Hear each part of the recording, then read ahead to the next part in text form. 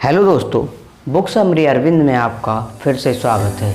आज हम बात कर रहे हैं रिच डैड पुअर डैड के लेसन नंबर 10 की, जो हमें सिखाएगा कि अगर हम जल्दी रिटायर होना चाहते हैं और रिटायर होने तक जो पैसा हमने कमाया और कमाने के बाद जो पैसे को हमने बचाया और बचाकर उसे इन्वेस्ट किया, वो इन्वेस्ट होने वाला पैसा अब हमारे लिए काम करे, ताकि हमें और काम करना नहीं पड़े और हम रिटायर हो जाएं।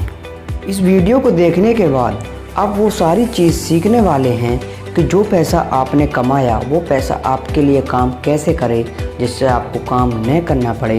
चलिए शुरू करते हैं। पैसा अगर आए तो मुसीबत, पैसा अगर न आए तो मुसीबत, इसलिए पैसों को समझना बहुत ज़रूरी है। नमस्कार, मैं हूं अरविंद और हम चर्चा कर रहे हैं रॉबर्ट टी कियोसाकी द्वारा लिखी गई book rich dad poor dad के लेसन नंबर 10 पर।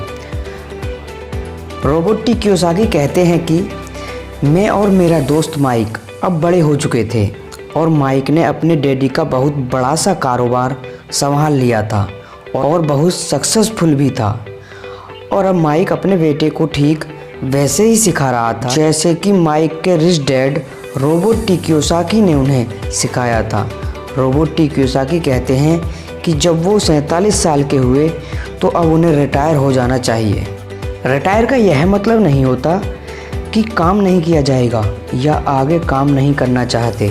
रिटायर का यह मतलब होता है कि अब आप इस लायक हो गए हैं कि आपका पैसा आपके लिए काम करे। रिटायरमेंट का सही मतलब यही है कि आपने पूरी ज़िंदगी जो मेहनत करके, जो स्टेजेस बना के, सही जगह निवेश करके पैसा लगाया था, अब आपकी वो एज आ चुकी है कि उस पैसे को एंजॉय करें, क्योंकि आपका पैसा अब आपके लिए काम करना शुरू कर चुका है। कुछ लोग पूरी ज़िंदगी काम करते रहते हैं, रिटायर नहीं हो पाते।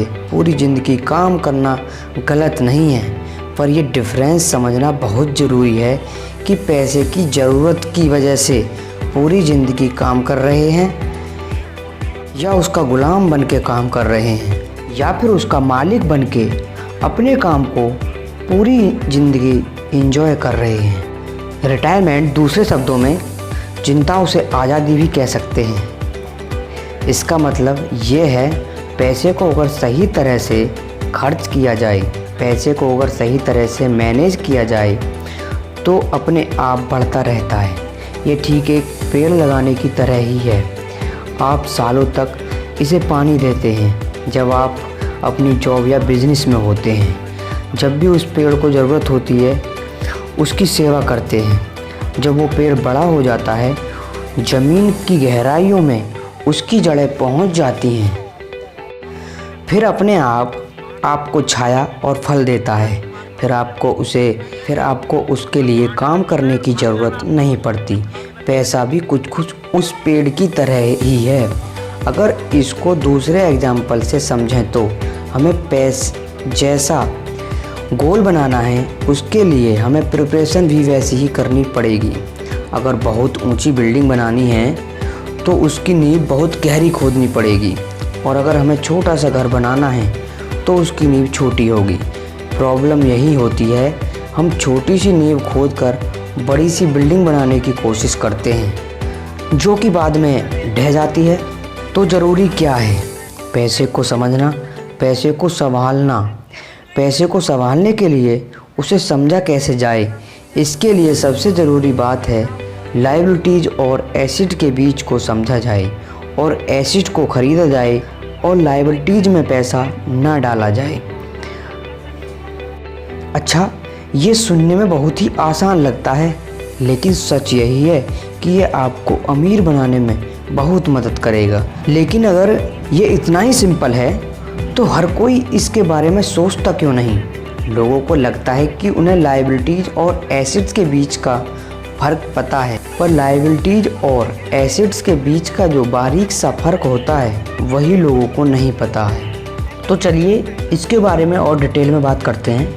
लायबिलिटीज़ और एसेट्स क्या हैं? लायबिलिटीज़ वो है जहाँ से आपको पैसा कभी नहीं आएगा, उल्टे उसमें आपको पैसा डालते रहना पड़ेगा। और एसेट्स वो चीज़ें हैं जो आपको पैसा देती रहेंगी।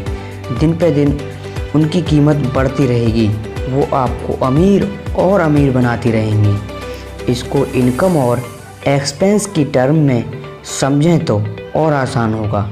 सिंपल है, इनकम है कि आपके पास कितना पैसा आया और एक्सपेंस है कि आपने कितना पैसा खर्च किया।